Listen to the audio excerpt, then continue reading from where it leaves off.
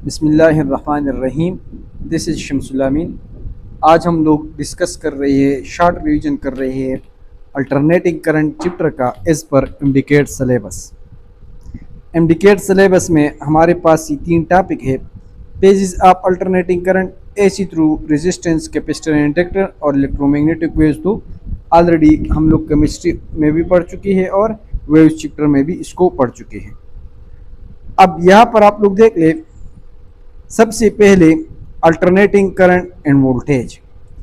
अब यहाँ पर बेसिक में याद रखें कि वोल्टेज हमारे पास डायरेक्ट करंट में हमारे पास कांस्टेंट होता है। जब हम लोग डीसी या सेल यूज़ करते हैं और इसको बल्ब से कनेक्ट करते हैं, अगर ये लेट सपोज 12 वोल्ट बैटरी है, सेल है, तो ये 12 वोल्ट हमारे पास वोल्टेज रहेगा और वोल्टेज का मैग्नीट्यूड और करंट का डायरेक्शन दोनों हमारे पास क्या होंगे, सेम रहेंगे और ये बल्ब ऑन होगा जब तक ये सेल खाली ना हो जाए। इसके अपोजिट पर अगर हम लोग वोल्टेज को, एसी को देख ले, अल्टरनेटिंग करंट और वोल्टेज को, तो अल्टरनेटिंग वोल्टेज पहले हमारे पास इंक्रीज होता है, फिर डिक्रीज, ज़ीरो बन जाता है, फिर दूसरे डायरेक्शन में नेगेटिव और फिर हमारे पास अगेन ज़ीरो बन जाता है। तो वो इसको हम अल्टरनेटिंग बोलते हैं, यानी अल्टर होगा। अल्टर मीन कि चेंज होगा। अल्टर का मतलब क्या है? अल्टर का मतलब है चेंज। तो यहाँ पर डायरेक्शन भी चेंज होता है, पहले पॉजिटिव साइकिल फिर नेगेटिव साइकिल, और मैग्नीट्यूड तो हर पॉइंट पर है वो हमारे पास चेंज होता है। सो अल्टरनेटिंग करंट में मैग्नीट्यूड और डायरेक्शन दोनों जो है हर एक पॉइंट पर चेंज होते रहते हैं। अब यहाँ पर आप लोग देख ले, अगर हम लोग एसी सोर्स के बारे में बात कर ले और इसको बल्ब से कनेक्ट कर ले, तो क्या होगा हमारे पास एसी सोर्स में? एसी सोर्स में हमारे पास एक साइकिल बार बार रिपीट होता है। ये एक साइड पॉजिटिव फिर नेगेटिव की तरह एक करते हैं, जबकि ये बल्ब पहले 0 वोल्टेज था, फिर वोल्टेज बन गया 10 मैक्सिमम, फिर 0 बन गया। सो हमारे पास ग्राफ इस तरह आएगा। अब साइकिल की दूसरी हाफ में ये साइड पॉजिटिव बन जाता है, ये नेगेटिव, और हमारे पास इस तरह बल्ब ऑन रहता है और साइकिल कंप्लीट हो जाता है। इसको हम लोग बोलते हैं नेगेटिव साइकिल, क्योंकि इसमें पोलरिटी हमारे पास इनिशियल की अपोजिट हो गई। तो ये हो गया अल्टरनेटिंग करंट एंड वोल्टेज। अब यहाँ पर ही एक वैल्यू है जो आप लोगों ने याद रखनी है कि पाकिस्तान में इसकी फ्रीक्वेंसी हमारे पास क्या है, 50 हर्ट्ज है। यानी पाकिस्तान में ये एक साइकिल जो है, ये पॉजिटिव नेगेटिव, ये हमारे पास एक साइकिल बन गया। तो पाकिस्तान की जो बिजली की फ्रीक्वेंसी है वो हमारे पास 50 है। यानी इस तरह की साइकिल जो है, ये साइकिल, ये हमारे पास, इसको अगर हम जूम कर ले तो ये एक पॉजिटिव नेगेटिव साइकिल बन गया। इस तरह पाकिस्तान में जो है पोलरिटी हमारे पास 100 टाइम चेंज होती है। यानी फ्रीक्वेंसी पाकिस्तान की क्या है, 50 है। एक सेकंड में 50 पॉजिटिव और 50 नेगेटिव साइकिल जो है ये कंप्लीट होती है। सो पाकिस्तानी फ्रीक्वेंसी हमारे पास क्या है, ये हमारे पास है 50 हर्ट्ज। ये वैल्यू आप लोगों ने याद रखनी है, सही है। इसके अलावा ये एक पॉजिटिव और एक नेगेटिव, ये एक पॉजिटिव जो हो गया और ये एक नेगेटिव जो हो गया, ये हमारे पास एक साइकिल है। अब एक साइकिल में एक पॉजिटिव होता है और एक हमारे पास नेगेटिव होता है, और एक साइकिल में ये जो वैल्यू है मैक्सिमम, इसको हम लोग बोलते हैं मैक्सिमम वैल्यू, या मैक्सिमम के साथ इसको हम पीक वैल्यू भी बोलते हैं। सो एक इसकी पॉजिटिव वैल्यू होती है और एक इसकी नेगेटिव, सही है। तो ये नेगेटिव पीक वैल्यू हो गई। लेकिन दूसरी हमारे पास दोनों पीक वैल्यू है, ये plus minus just direction show करती है, इसमें कोई और चेंज वगैरह नहीं है। तो एक साइकिल में अगर साइकिल हमारे पास एक है तो पीक वैल्यू हमारे पास कितनी होंगी, 2 पीक वैल्यू अचीव होंगी, एक पॉजिटिव और एक नेगेटिव। सो अगर एमसीक्यूज में आ जाए कि पाकिस्तानी फ्रीक्वेंसी में पाकिस्तान की बिजली एक साइकिल में कितनी दफ़ा पॉजिटिव नेगेटिव गेन करती है, तो इसमें 50 साइकिल्स होती है। 50 साइकिल मीन कि ये पीक वैल्यू कितनी टाइम अचीव करती है, तो 100 टाइम जो है ये अचीव करती है। अब यहाँ पर आप लोग एक और लगते हैं कि अगर 0 से मैक्सिमम पर पहुँचेगा तो ये जो टाइम लेता है, this is equal to T/4। ये टाइम हमारे पास कितना है, इसमें जो टाइम लगेगा इसको हम बोलते हैं T/4। अब यहाँ पर आप लोग देख ले, लेट सपोज ये हमारे पास एक साइकिल है, सही है, ये एक साइकिल हो गया, दिस इज पॉजिटिव और दिस इज नेगेटिव। अब इस साइकिल को आप लोग देख ले, एक साइकिल जितना टाइम लेता है इसको हम बोलते हैं टाइम पीरियड। यहाँ से लेकर यहाँ तक एक साइकिल कंप्लीट होने में जितना टाइम लगता है इसको हम बोलते हैं टाइम पीरियड। सो एक पॉजिटिव साइकिल बन गया, एक नेगेटिव। सो एक पॉजिटिव साइकिल कितना टाइम लेता है, t/2। एक नेगेटिव साइकिल कितना टाइम लेता है, this is also is equal to t/2। अब यहाँ पर आप लोग देख रहे हैं कि 0 से मैक्सिमम तक पहुँचने में ये कितना टाइम लेगा, ये हमारे पास टाइम लेगा t/4। तो ये हमारे पास वेव के 4 हिस्से हो गए। ये आप लोग देख लें, ये एक वेव बन गया। तो वेव यहाँ से लेकर 1 2 3 4 पार्ट 1 2 3 4। सो वेव जो है 0 से पीक तक पहुंचने में जो टाइम लेता है वो हमारे पास है t/4। ये आप लोगों ने याद रखना है। अब यहाँ पर एक और वैल्यू है, अगर फ्रीक्वेंसी पाकिस्तान के बराबर है 50 हर्ट्ज, सही है, तो पाकिस्तान का टाइम पीरियड कितना होगा, एक साइकिल कितना टाइम लेगा। सो ये इक्वेशन याद रखिए, वही वेव वाला है, t is equal to 1/f, यानी t बराबर हो जाएगी 1/50। ये आप लोग जो है याद कर ले, सही है। पाकिस्तान की बिजली का जो एक साइकिल का टाइम पीरियड है वो हमारे पास कितना है, time taken to complete one cycle is, ये हमारे पास है 1/50। 1/50 को साल कर ले 0.1010 आएगा। अब एक और जीरो लगाएंगे तो एक जीरो ऊपर जाएगा, 50 multiply by 2 is equal to 100। इसके लिए कैलकुलेटर की ज़रूरत नहीं है। जो time period to complete one cycle is 0.02, ये इतना सेकंड है। अब अगर पेपर में आ जाए कि time taken to reach to peak, to reach to what, to reach to peak value, ये हमारे पास कितना होगा। तो याद रखिए ये टाइम टू पीक हमारे पास बराबर है t/4। सो पाकिस्तानी फ्रीक्वेंसी का टाइम कितना है 0.002, 0.002 डिवाइड बाय 4, सही है। अगर इसको सॉल्व कर सकते हैं, अगर ऊपर में एक और जीरो लिख लूँ कोई डिफरेंट नहीं, फर्क नहीं पड़ता। सो 0.00 और 4 पंजे 20, तो हमारे पास तकरीबन ये आंसर आएगा। ये हमारे पास time to reach to the top है, सही है। इसको आप लोग नोट कर लें। अगर ये ऑप्शन में हो ठीक, अगर नहीं हो तो इस तरह लिख लें, f इज इक्वल टू 50 है, टाइम पीरियड बन जाएगा 1/50 और 1/50 को time to reach to the peak मालूम करना है। तो इस 1/50 को दूसरी दफ़ा 4 से डिवाइड करेंगे तो 1/50 multiply by 4 is equal to 200। So 1/200 answer होगा। इसको आप लोगों ने सॉल्व करना है, सही है, इसमें कोई मुश्किल बात नहीं है। सो 1/200 भी सही है और ये 0.005 भी सही है।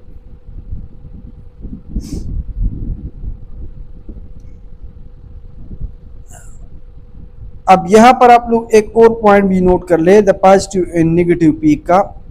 जिस तरह हम लोगों ने डिस्कस किया था,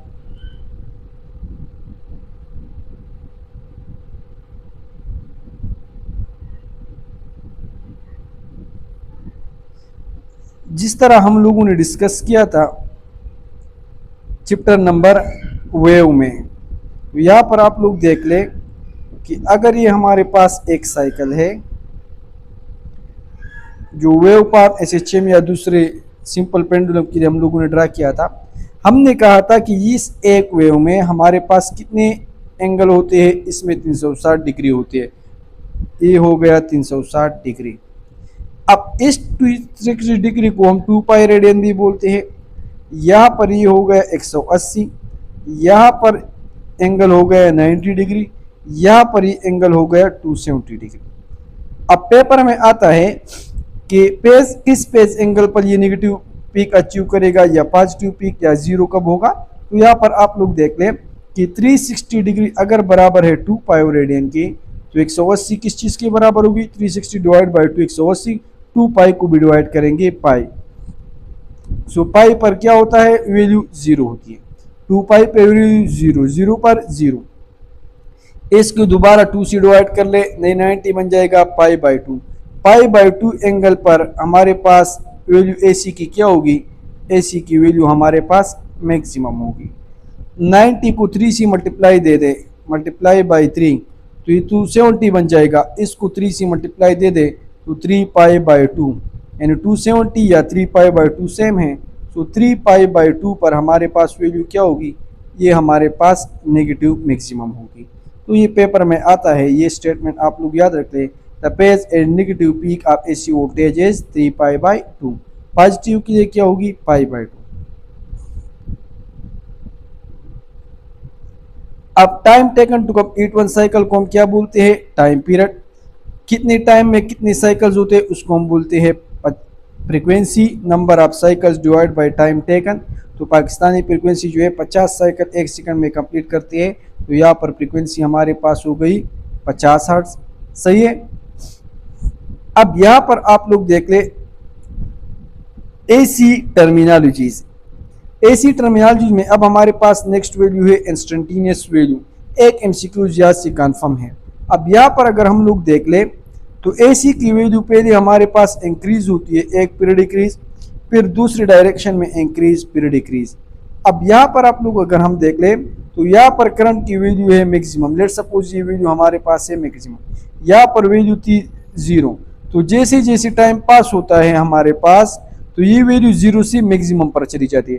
लेकिन अगर आप लोग के कि t/4 की बजाय t/8 पर, यहाँ पर इस टाइम पीरियड को हम लोग अगर 8 हिस्सों में तकसीम कर ले, 1 2 3 4 5 6 7 8, तो यहाँ पर t/8 पर करंट की वैल्यू क्या है, ये करंट की वैल्यू आप लोग फाइंड कर ले। So to find the current value at any instant, इसकी वैल्यू को हम लोग इंस्टेंटेनियस वैल्यू बोलते हैं। यहाँ पर वैल्यू क्या है, यहाँ पर क्या है, यहाँ पर क्या है। सो हर पॉइंट पर करंट और वोल्टेज की वैल्यू चेंज होती है। इसको हम किस तरह फाइंड करेंगे, सो इसके लिए ये इक्वेशन आप लोग नोट कर ले। I is equal to I not sine omega t या V is equal to V naught sine omega t. ये इक्वेशन आप लोगों ने याद रखना है। यहाँ पर आई नॉट जो है ये मैक्सिमम करंट है, यहाँ पर वी नॉट भी हमारे पास क्या है, मैक्सिमम वोल्टेज है। ओमेगा एंगुलर फ्रीक्वेंसी है और यहाँ पर ओमेगा हमारे पास बराबर है 2 पाई एफ। और ये टाइम जो है एट एनी इंस्टेंट, जिस वैल्यू पर टाइम पर आप लोगों ने करंट फाइंड करना है वो टाइम वैल्यू यहाँ पर लिख ले, वो करंट आप लोगों के पास आ जाएगा। सही है। फॉर एग्जांपल आप लोगों को कहे कि टी टाइम जो है t/8 पर आप लोग करंट की वैल्यू जो है फाइंड कर ले। अगर मैक्सिमम वैल्यू हमारे पास 100 है तो यहाँ पर अगेन ग्राफ पर आ जाइए। अगर ये मैक्सिमम वैल्यू 100 है तो ये वैल्यू क्या होगी, ये तकरीबन 60-70 के करीब आएगी, 50 और 70 के बीच। तो चलिए इसको सॉल्व करते हैं। सॉल्व करने का तरीका ये है, we know that I is equal to I M sine omega t. यहाँ पर वैल्यूज लिख ले, मैक्सिमम करंट कितना है 100, साइन ओमेगा की वैल्यू नहीं है, ओमेगा की वैल्यू की बजाय आप लोग लिख ले 2 पाई एफ, और अगेन टी हमारे पास क्या है t/8। अब यहाँ पर आप लोग देख ले I is equal to 100 sine, यहाँ पर 2 पाई है लेकिन फ्रीक्वेंसी अब नहीं है, तो इस फ्रीक्वेंसी के बजाय आप लोग लिख ले 1/t। चूंकि फ्रीक्वेंसी टाइम पीरियड की उल्टा है इसलिए हम ये लिख सकते हैं। ये इक्वेशन यहाँ तक देख ले। इसके आगे देख ले, ये t कैंसिल हो जाएगा, ये हमारे पास बन जाएगा साइन 2 2 4 8, हमारे पास आ गया 100 इंटू साइन π/4। अब यहाँ पर आप लोग देख ले कि साइन π/4 किस चीज़ के बराबर है, 2 पाई 360, पाई 180, π/2 90 के बराबर है। सो π/4 इज इक्वल टू 45। एक दफ़ा और डिवाइड कर ले।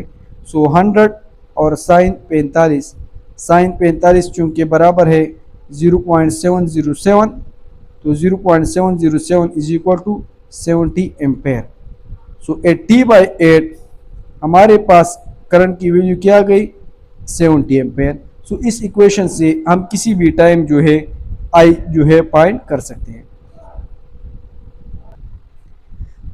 अब यहाँ पर एमसीक्यूज को देख ले, एक ख़ास तरीके की एमसीक्यूज हमारे पास एंट्री टेस्ट में आती है, लेकिन यहाँ पर आप लोगों ने सिर्फ इस फार्मूले को याद रखना है। इस फार्मूले से आप लोग के सारे एमसीक्यूज सॉल्व हो जाएंगे।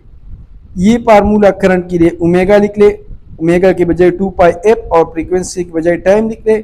इसी तरह V is equal to V naught sine omega t, omega के बजाय 2 पाई एफ और फ्रीक्वेंसी के बजाय डिवीजन में टी लिखे। ये डिफरेंट फॉर्म्स आप लोग याद रखें। इक्वेशन एमसीक्यूज नंबर फर्स्ट को देख ले। In alternating current in ampere varies with time t is i is equal to 4 sine the, आप लोग the frequency of current find कर ले। सो इक्वेशन गिवन होगा, इक्वेशन को आप लोगों ने इन इक्वेशन से कंपेयर करना है। यहाँ पर लिखा है साइन, इस इक्वेशन के साथ आप लोग इसको कंपेयर कर ले। तो यहाँ पर देख ले i is equal to I not sine 2 pi f t, और गिवन इक्वेशन क्या है, वो है i is equal to 4 sine 200 pi और टी। तो यहाँ पर देख ले आई नॉट की वैल्यू क्या है 4। तो यहाँ पर देख ले एमसीक्यूज में गिवन नहीं है, लेकिन अगर एमसीक्यूज में आ जाए कि मैक्सिमम करंट की वैल्यू क्या है, तो वो हमारे पास 4 हो गई। क्वेश्चन में पूछा है फ्रीक्वेंसी के बारे में। सो यहाँ पर देख लें, यहाँ पर 200 पाई है और ऊपर क्या है 2 पाई एफ, यानी 2 पाई एफ जो है ये बराबर है 200 पाई। तो इसको आप लोग सॉल्व कर ले, पाई पाई कैंसिल हो जाएगा। तो यहाँ पर एफ इज इक्वल टू 200, इस 2 को जो है दूसरी साइड पर शिफ्ट कर ले 200 जार, तो ये हमारे पास आ गया 100 हर्ट्ज। Option number A. दोबारा देख ले दूसरी क्वेश्चन को। इक्वेशन ये है, आप लोग जो है फ्रीक्वेंसी फाइंड कर ले। So v is equal to V naught sine omega t, ये इक्वेशन है हमारे पास। गिवन में v is equal to 20 sine 100 pi t. तो अगेन यहाँ पर ओमेगा की बजाय क्या है, ओमेगा की बजाय ये 100 पाई, यानी ओमेगा जो 2 पाई एफ के बराबर है उसकी वैल्यू हमें क्या गिवन है 100 पाई। पाई पाई कैंसिल हो जाएगा, F is equal to 100 divide by 2, 250 or 100 50 hertz. तो ये हमारे पास एमसीक्यूज का आंसर करेक्ट सी ऑप्शन आ गया। तो इस तरह की एमसीक्यूज जितनी भी आ जाए आप लोगों ने जस्ट इक्वेशन से कंपेयर करना है। यहाँ पर देख ले peak value of current, so I is equal to I M sine omega t. I M की वैल्यू क्या है 50। यहाँ पर देख ले a current is represented by the which one of the following current represented by alternating current is half the amplitude and double the frequency। ये equation है I is equal to I not sine omega t, omega जो बराबर है 2 pi F का। अब इस एक equation आप लोग सेलेक्ट करें जिसमें एम्पलीट्यूड हाफ हो, तो यहाँ पर I नॉट डिवाइड बाई 2 लिख ले, और फ्रीक्वेंसी क्या हो डबल, तो यहाँ पर फ्रीक्वेंसी को डबल कर ले, ये 2 कैंसिल हो जाएगा। दोबारा हमारे पास वही इक्वेशन दोबारा आ गया। तो वही इक्वेशन आप लोग जो है सेलेक्ट कर ले। वो इक्वेशन नहीं है तो ये वाला इक्वेशन जो ऑप्शन में सेलेक्ट कर ले जिसमें ये 2 लिखा है, सही है। लेकिन अगर ऑप्शन में ये ऑप्शन ना हो, ये ऑप्शन गिवन हो, तो दोबारा आप लोग सेम ऑप्शन भी मार्क कर सकते हैं, सही है। ये 2 कैंसिल हो जाएगा, दोबारा यही चीज आ जाएगी। अब यहाँ पर आप लोग देख ले, ये साइन वेव फॉर्म, अगर आप लोग साइन और कास में से साइन का ग्राफ देख ले तो वो हमारे पास ऐसा था। तो साइन वेव फॉर्म वाला हमारे पास डिफरेंट टाइप्स ऑफ करंट है, इस तरह की करंट के ग्राफ भी हमारे पास पॉसिबल, लेकिन हम लोग साइन वेव फॉर्म यूज करते हैं। इसके वाई साइन वेव फॉर्म, तो ये 3 बातें आप लोगों ने याद रखना है। एट काज लीस्ट डिस्टर्बेंस, ये हमारे पास स्मूथ है, ये देख ले डायरेक्ट इंक्रीज डायरेक्ट डिक्रीज, ये स्मूथली इंक्रीज फिर ग्रेजुअली डिक्रीज होता है। और जब कैपेसिटर, इंडक्टर और ट्रांसफार्मर, अगर वोल्टेज हमारे पास साइनोसाइडल हो तो करंट भी हमारे पास क्या होगा साइनोसाइडल होगा, सही है। ये 3 पॉइंट्स आप लोगों ने याद रखने हैं। अब यहां पर आप लोग देख लें, अगर हम लोग हिसाब किताब करते हैं वैल्यू किसी चीज की तो हम लोग मोस्टली एवरेज वैल्यू लेते हैं। लेकिन अगर हम लोग साइकिल को देख ले एसी में करंट और वोल्टेज को, तो एक पॉजिटिव साइकिल होता है, एक नेगेटिव। पॉजिटिव में अगर 100 पर चला जाता है तो नेगेटिव पर -100 में। सो अगर हम इसका एवरेज निकालते हैं, दोनों वैल्यूज को ऐड कर ले, एक ए प्लस 100 दूसरा है -100 और 2 से डिवाइड कर ले, so 100 -100 is equal to 0 divide by 2 is equal to 0। So average value हमारे पास क्या आती है, ये हमारे पास 0 आती है, इसको आप लोग नोट कर लें। सही है, तो हम लोग एवरेज वैल्यूज यूज नहीं कर सकते। ईटा में आता है कि what is the average value of alternating current या वोल्टेज, तो ये आप लोगों ने 0 याद रखना है। What is the average value of sinusoidal voltage, that is a peak value of 15 volt. 15 ये वैल्यू आप लोग को डिस्टर्बेंस की देती है, 15 वोल्ट की जरूरत है ही नहीं, ये 15 दे रहे 50 दे रहे, वैल्यू हमारे पास क्या रहेगी 0। In case of AC the average value of current is 0, average value क्या है 0। एवरेज वैल्यू ऑफ वोल्टेज क्या होगी, अगर वोल्टेज गिवन हो तब भी हमारे पास क्या होगी 0। ये अंडर द रूट 2 ये कब होंगी, ये हमारे पास RMS में होंगी, उसको डिस्कस करते हैं। एक और वैल्यू है, अगर एवरेज 0 है तो हम हिसाब किताब किस चीज में करते हैं, हम RMS में करते हैं। RMS क्या है, the RMS or effective value of alternating current is that steady current which when flowing through resistor produce the same amount of heat produced by alternating current when flowing through the same resistance for the same time। यहाँ पर आप लोग ये alternating नहीं है, ये direct है। अगर हमारे पास एक रेजिस्टर है तो यहाँ पर DC और यहाँ पर हमें AC, RMS वैल्यू हमारे पास वो वैल्यू है जो हम इस रेजिस्टर को दे दे तो हमारे पास same amount of heat produce करेगा जो ये DC प्रोड्यूस कर रहा है। सही है, उसको हम बोलते हैं RMS वैल्यू। अब RMS वैल्यू की इक्वेशन जस्ट आप लोगों ने याद रखनी है। IRMS value is equal to maximum value को अंडर द रूट 2 से डिवाइड करेंगे। The relation between RMS and maximum value is dash IRMS is equal to IM divide by under root 2। Under the root 2 अगर given है तो ठीक याद रखिए, under the root 2 बराबर है 1.4 या IRMS 1 डिवाइड बाय 1.4 से 0.707 आता है। एक और इक्वेशन भी पॉसिबल है इसका, फोर्थ इक्वेशन, वो क्या है वो आप लोगों ने याद रखना है, which is very very important. अब यहां पर आप लोग देख ले वो क्या है हमारे पास, इसको आप लोग देख ले, ये IRMS हो गया, IRMS is equal to IM divide by under the root 2, ये इक्वेशन तो सही है। इसको हम इस तरह भी लिख सकते हैं, IRMS is equal to IM divide by 1/4, फिर IRMS 1 डिवाइड बाय 1/4 से आएगा 0.707 IM, तीनों इक्वेशन सही। अब यहां पर अगर आप लोग देख ले IRMS is equal to IM divide by under the root 2, क्या मैं करता हूं इस इक्वेशन को अंडर द रूट 2 से मल्टीप्लाई और डिवाइड करूं तो ऊपर आएगा under the root 2 IM divide by under the root 2, नीचे डिवीजन में 2 है तो ये मैं स्क्वायर कर लूंगा, under the root 2 IM divide by इसका स्क्वायर हो गया कैंसिल तो ये आ गया। So IRMS is equal to under the root 2 divide by 2 IM, ये इक्वेशन भी हमारे पास सही है। सही है, इसी तरह इसके IM की लेरी अरेंज कर ले तो 2 को यहाँ पर शिफ्ट कर ले, 2 IRMS divide by under the root 2, ये सही होगा। या से IM को अरेंज कर ले तो अंडर द रूट 2 IRMS, तो ये हमारे पास IRMS की इक्वेशन है। इससे MCQ सिर्फ इक्वेशन से आते हैं। यहां पर देख लें, instantaneous value of a current is given by dash, instantaneous current equation is given by, ये इक्वेशन की वैल्यू है।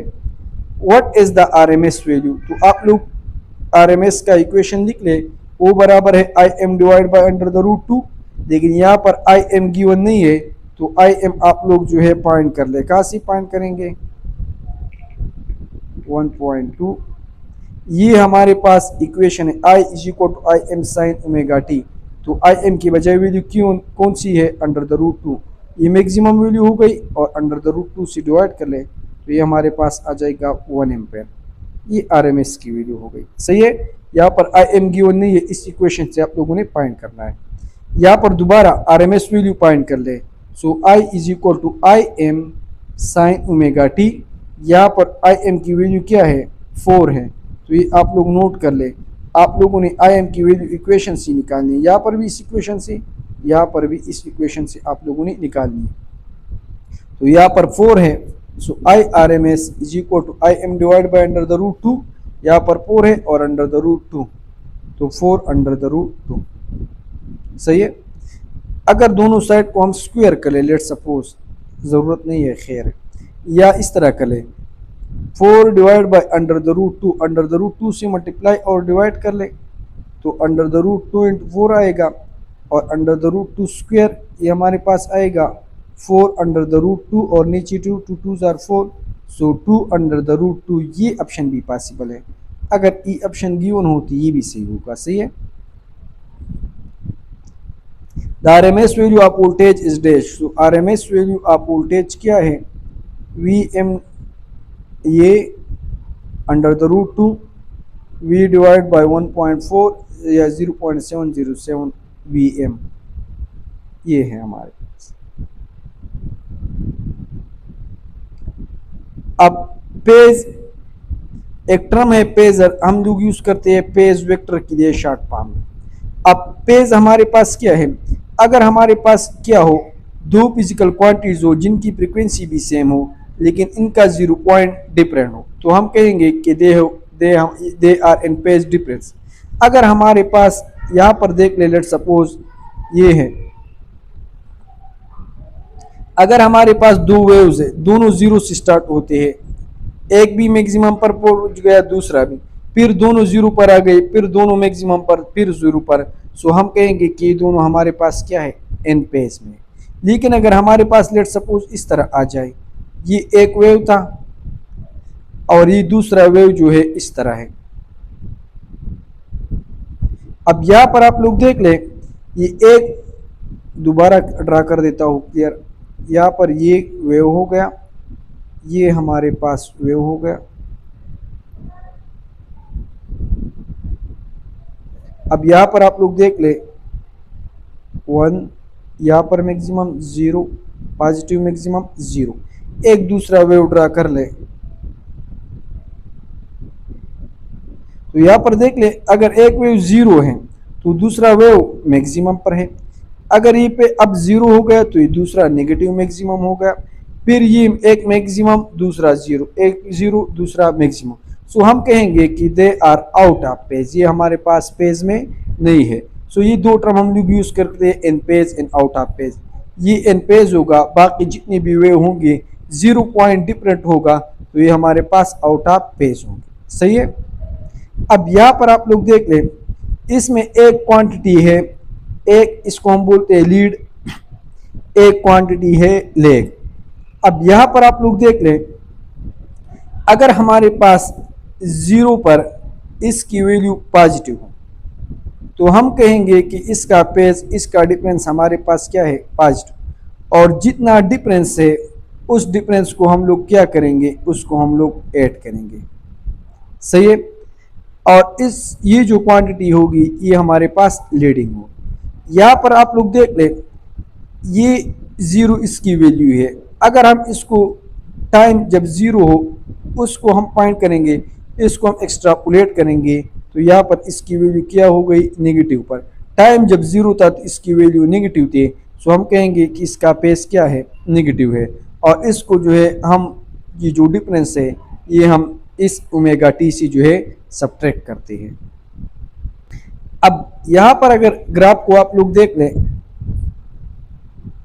तो ये दो ग्राफ से, एक ये ग्रीन ग्राफ जो है ये करंट का है।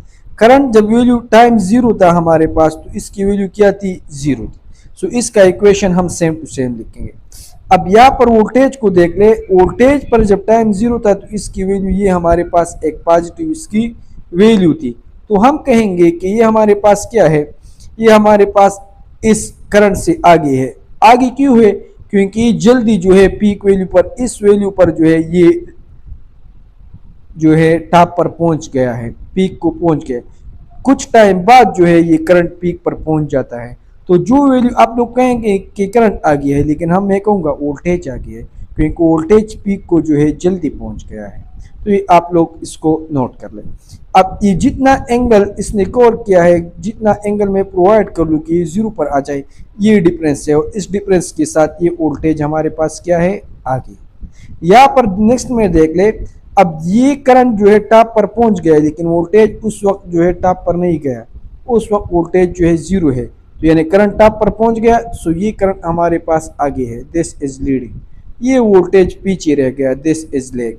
अब कितना पीछे है इसको हम लेंगे इस तरह, यहाँ पर देख ले ये नेगेटिव में पहुंच गया और जीरो से नेगेटिव में पहुंचने में तकरीबन 90 डिग्री लगता है, तो ये हमारे पास इतना एंगल जो है ये पीछे है और इस वोल्टेज के एंगल से हम इसको जो है सब्ट्रैक्ट करेंगे। सही है, तो ये वोल्टेज का इक्वेशन हो गया ये करंट का। अब यहां पर आप लोग देख ले कि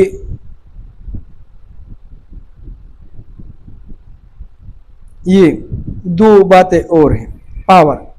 पावर हमारे पास बराबर है the product of voltage and current, ये आप लोग याद रख ले। लेकिन यहाँ पर एक और बात आप लोग नोट कर ले जो हम लोगों ने पिछले चैप्टर में डिस्कस नहीं की है, वो है पॉजिटिव एंड नेगेटिव पावर। अगर पावर हमारे पास सोर्स से लोड पर जा रही है तो in the power move from source to load, तब हमारे पास पावर पॉजिटिव होगा। और अगर पावर जो है लोड से सोर्स में आ रहा है तब पावर क्या होगा, नेगेटिव होगा। एमसीक्यूज के लिए ये दो पॉइंट्स याद रखें। और अगर किसी इक्वेशन से फाइंड करना है तो P is equal to v i, और ये हम लोगों ने करंट चैप्टर में डिस्कस किया है। V के बजाय आई आर भी आप लोग यूज कर सकते हैं, I R into I square R, ये P का एक और इक्वेशन बन गया। या P is equal to I V, V बराबर है आई आर या I बराबर है V divide by r. So हम इस तरह भी लिख सकते हैं V square divide by r. So ये सारी पावर की इक्वेशन है, ये आप लोग यूज कर सकते हैं। जिस तरह यहाँ पर देख ले आप लोग फाइंड कर ले पावर, करंट की वैल्यू गिवन है और रेजिस्टर की वैल्यू गिवन है, तो P is equal to I square R से आप लोग इजीली फाइंड कर सकते हैं। Instantaneous power is the product of current and voltage. यहाँ पर मिली की वैल्यू लिखेंगे, ऑटोपेम टू P को नैनो माइक्रो मिली 18 15 12 9 6 3, किलो के बजाय आप लोग 1000 लिखेंगे, आंसर सी आए। अब यहाँ पर आप लोग दो चीजें और नोट कर लें कि एक सर्किट में हम रेजिस्टर लगाते हैं तो ये जितना अपोजिशन अप्लाई करते हैं उसको हम बोलते हैं रेजिस्टेंस। ये रेजिस्टर जितना अपोजिशन अप्लाई करता है उसको हम लोग बोलते हैं रेजिस्टेंस। अब अगर एक सर्किट में हम लोगों ने कॉइल को लगाया है, इस कॉइल को हम लोग इंडक्टर बोलते हैं या कैपेसिटर लगा ले, तो ये दोनों जो रेजिस्टेंस प्रोवाइड करते हैं उस रेजिस्टेंस को, उस अपोजिशन को हम लोग एम्पीडेंस बोलते हैं। The impedance is the opposition provide. लेकिन ये किस सर्किट में होंगे, ये हमारे पास एसी में होंगे। ये दोनों भी हम लोग कनेक्ट कर सकते हैं, एक भी कनेक्ट कर सकते हैं, सही है। तो opposition to the flow of AC, इसको हम क्या बोलते हैं, एम्पीडेंस। ये सिंपल टर्म है। रेजिस्टेंस हम अपोजिशन को बोलते हैं लेकिन डीसी के लिए, और सिंपल एम्पीडेंस हम लोग यूज करते हैं एसी के लिए। रेजिस्टेंस को हम आर से डिनोट करते हैं, एम्पीडेंस को जेड से। रेजिस्टेंस का यूनिट हमारे पास ओम है, एम्पीडेंस का यूनिट भी हमारे पास क्या है, ओम। अब इंडक्टर जो रेजिस्टेंस अपोजिट प्रोवाइड करता है इसको हम बोलते हैं इंडक्टिव रेजिस्टेंस, और कैपेसिटर जो अपोजिशन प्रोवाइड करता है उसको हम बोलते हैं कैपेसिटिव रिएक्शन। लेकिन यहाँ पर दो एमसीक्यूज है, दो इंपॉर्टेंट पॉइंट्स है, ये आप लोगों ने याद रखने हैं। यहां पर आप लोग देख ले, ये हमारे पास इंडक्टर हो गया, इंडक्टर, ये हमारे पास कैपेसिटर हो गया। अब इसके ये जो अपोजिशन अपर करता है इसको हम बोलते हैं एक्सएल, इसकी पोजीशन को हम बोलते हैं एक्स, इंडक्टिव रेजिस्टेंस और कैपेसिटिव रेजिस्टेंस। इसको हम बोलते हैं इंडक्टिव रेजिस्टेंस, और कैपेसिटर जो पोजीशन अप्लाई करता है उसको हम बोलते हैं capacitive resistance.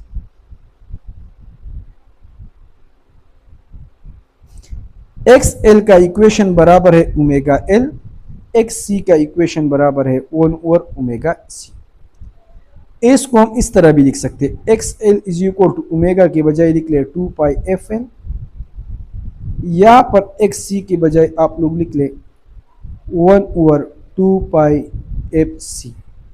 Most important point frequency है। यहाँ पर आप लोगों को कहेंगे कि फ्रीक्वेंसी के इंक्रीज की वजह से क्या होगा, तो एक्स एल बराबर है 2 पाई एफ एल, यानी एक्स एल डायरेक्टली प्रोपोर्शनल है फ्रीक्वेंसी को। फ्रीक्वेंसी इंक्रीज होगी, एक्स एल इंक्रीज होगी। इंडक्टिव रेजिस्टेंस इंक्रीज होगी। एक्स सी बराबर है 1/2π/fc, यानी एक्स सी जो है अब फ्रीक्वेंसी को क्या है, इनवर्स। अब फ्रीक्वेंसी अगर इंक्रीज होगी तो एक्स सी हमारे पास डिक्रीज होगी। तो ये दोनों एमसीक्यूज आप लोग याद रखें। फ्रीक्वेंसी के इंक्रीज की वजह से क्या होगा, एक्स एल इंक्रीज होगा, तो ये एक्स एल इंक्रीज होगा। एक्स सी क्या होगा, एक्स सी डिक्रीज होगा। सो ये आप लोग वेरी वेरी इंपॉर्टेंट पॉइंट है। अब यहाँ पर एक और पॉइंट भी आप लोग नोट कर ले, वो रिलेटेड है किस चीज से, वो रिलेटेड है फ्रीक्वेंसी से। अब एसी में तो फ्रीक्वेंसी पाकिस्तान की 50, लेकिन डीसी में फ्रीक्वेंसी हमारे पास क्या होती है, वो हमारे पास वो साइकिल कंप्लीट नहीं करता, वो हमारे पास 0 होती है। सो डीसी के लिए इंडक्टिव रेजिस्टेंस किस चीज़ के बराबर होगी, और capacitive reactance. So X L is equal to 2πfl। तो यहाँ पर फ्रीक्वेंसी डीसी के लिए 0 है, तो एक्स एल बन जाएगा 2π0l। तो इसका इंडक्टिव रिएक्टेंस पर DC is dash, the inductive reactance पर डीसी इज 0। आप लोगों ने 0 मार्क करना है। अब कैपेसिटिव रिएक्टेंस क्या होगा पर डीसी, सो डीसी के लिए X C is equal to 1/2πfc। अगर फ्रीक्वेंसी हमारे पास डीसी के लिए तो वैसी भी 0 होती है, सो एक्स सी बन जाएगा 1/2π0c। X C is equal to 1/0 is equal to n finite.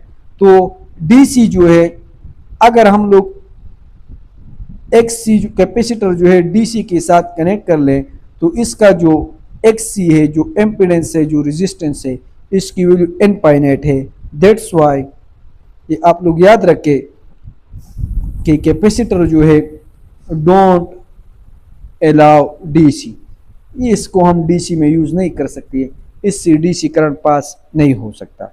ये आप लोगों ने याद रखना है। सही है। ईटा 2011 के एमसीक्यूज है कि the capacitive reactance of a circuit increase, capacitive reaction is equal to X C 1/ωc 1/2πfc। इसको हम किस तरीके से इंक्रीज कर सकते हैं, सो ऑप्शन बी, फ्रीक्वेंसी को डिक्रीज कर लें। ये एक्स और फ्रीक्वेंसी, इसको फ्रीक्वेंसी को कम कर लें तो ये ऑटोमेटिकली क्या होगा, इंक्रीज। अगर यहाँ पर इंडक्टिव की बजाय कैपेसिटिव आ जाए तो फिर ऑप्शन ए होगा, अगर इंडक्टिव की बात आ जाए। सही है। इंडक्टिव में क्यों, क्योंकि X L is equal to 2πfl, frequency ज़्यादा तो एक्स एल ज़्यादा। तो यहाँ पर क्वेश्चन को देख ले, अगर ईटा में आ जाए तो डरने की ज़रूरत नहीं है, सिंपल एमसीक्यू। एक और पॉइंट है हमारे पास, अगर एक सर्किट है उसका रेजिस्टेंस और एम्पिडेंस का अगर हम लोग रेशो निकाल लें, इसको हम लोग बोलते हैं पावर फैक्टर। या सिंपल आप लोगों ने याद रखना है कि power factor is cos theta. Power factor क्या है, ये हमारे पास सिंपल है, this is the cos theta. लेकिन थीटा किस चीज़ का होगा, एंगल, ये एंगल है, और ये एंगल होगा किस चीज़ का, लीड और लेग क्वांटिटी के बीच जो एंगल होगा उसके बीच। अब ये क्या होता है, यहाँ पर देख लें कि रेजिस्टर में हमारे पास जब करंट पास होता है तो वहाँ से वोल्टेज भी पास होता है, तो वहाँ पर हम लोग कहते हैं कि एंगल 0 है। जबकि इंडक्टर में हमारे पास इस तरह नहीं होता, इंडक्टर में हमारे पास जो है वोल्टेज आगे चला जाता है और करंट हमारे पास रह जाता है, और इन दोनों के बीच एंगल होता है 90 डिग्री। सही है। अब कैपेसिटर में हमारे पास करंट आगे जाता है और वोल्टेज हमारे पास जो है पीछे रह जाता है, और इन दोनों का फर्क कितना होता है, 90 डिग्री। सो अगर एमसीक्यूज में आ जाए कि पावर फैक्टर आप लोग फाइंड कर ले रेजिस्टेंस का, तो रेजिस्टेंस में एंगल क्या है, 0 degree, sine 0 is equal to 0, cos 0 is equal to 1। तो द पावर फैक्टर पर रेजिस्टर इज 1। इंडक्टर के लिए क्या है, cos 90, cos 90 ऑप्शन में हो ठीक, या cos 90 इज इक्वल टू 0, तो ये मार्क करें। पर capacitive the power factor is dash, यहाँ पर भी अगेन cos 90 आएगा, सो cos 90 इज इक्वल टू 0। ये तीन चीज़ें आप लोगों ने एमसीक्यूज के लिए याद रखनी है। These are very very important.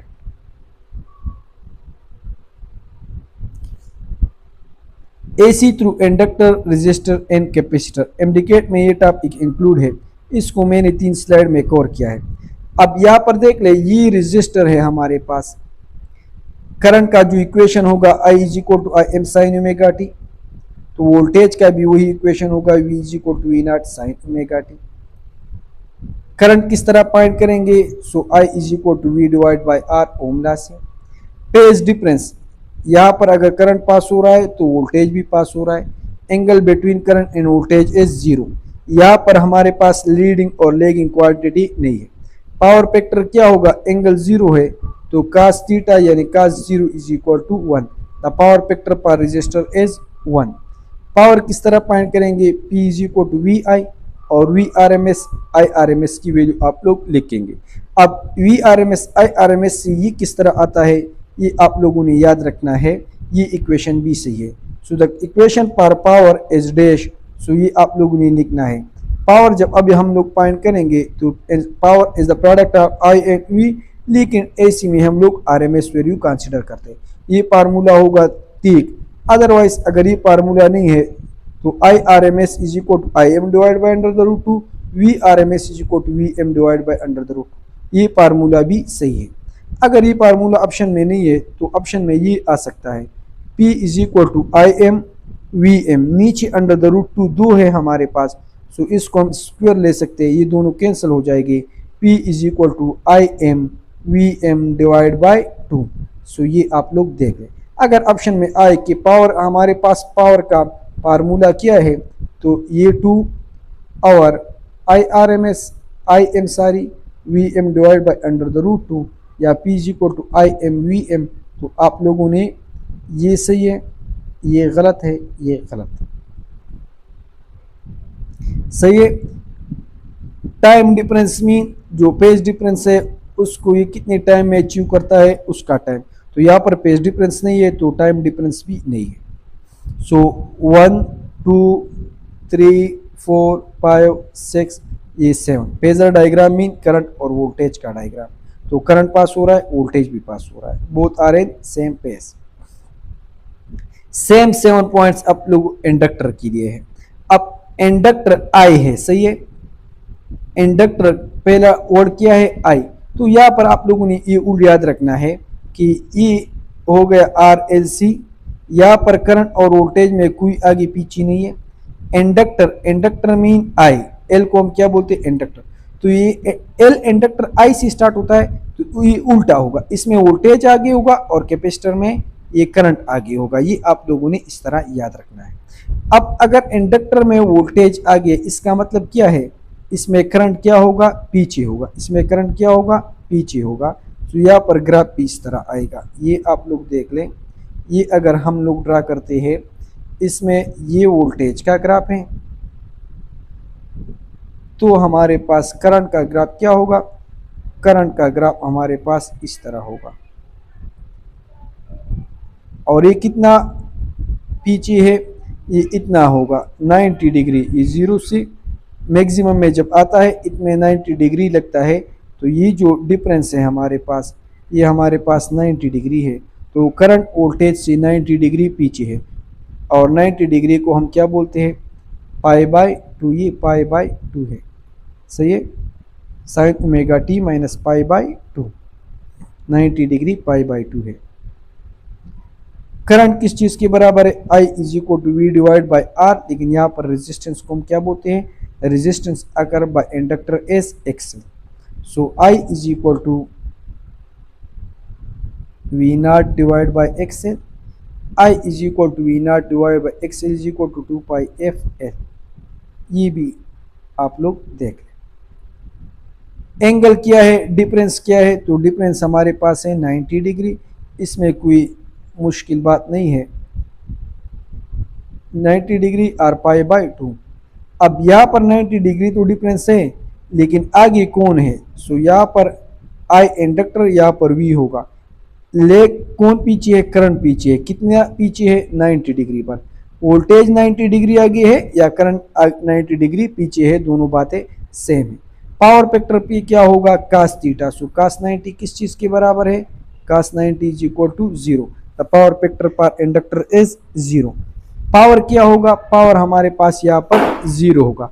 अब पावर 0 क्या होगा, ये असल में फार्मूला IRMS VRMS नहीं है।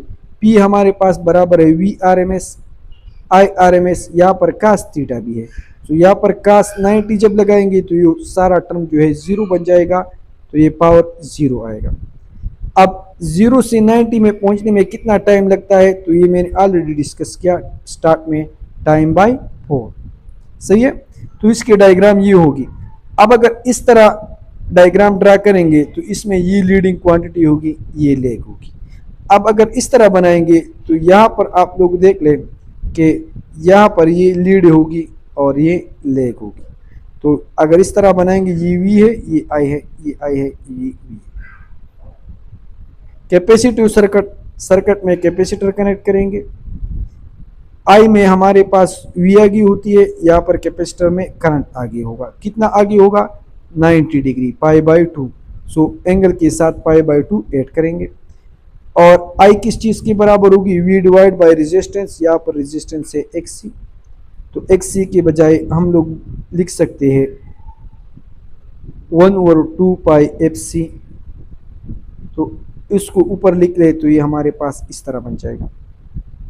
फेज डिफरेंस क्या है, 90 डिग्री है, या π/2। Power factor cos theta, cos 90 is equal to 0। Power क्या है, P is equal to VRMS IRMS cos theta, cos 90 है तो ये सब कुछ 0 बन जाएगा। फर्क कितना है, 90 डिग्री। 90 डिग्री कितना टाइम में अचीव होता है, T/4। और डायग्राम सेम है, I आगे है, यहाँ पर I आगे।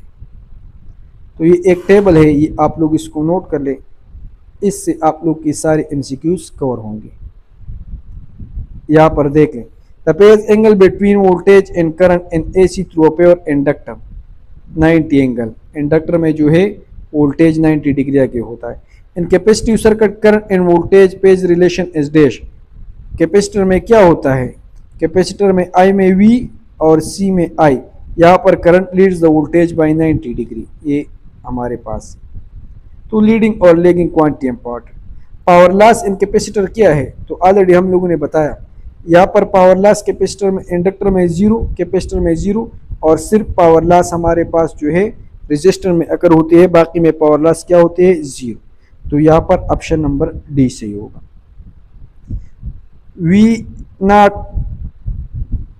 VRMS IRMS किस चीज़ में होगा, रेजिस्टर में। सही है, तो this was all about AC। बाकी RL RC RLC ये जो है इंडिकेट में इंक्लूड नहीं है।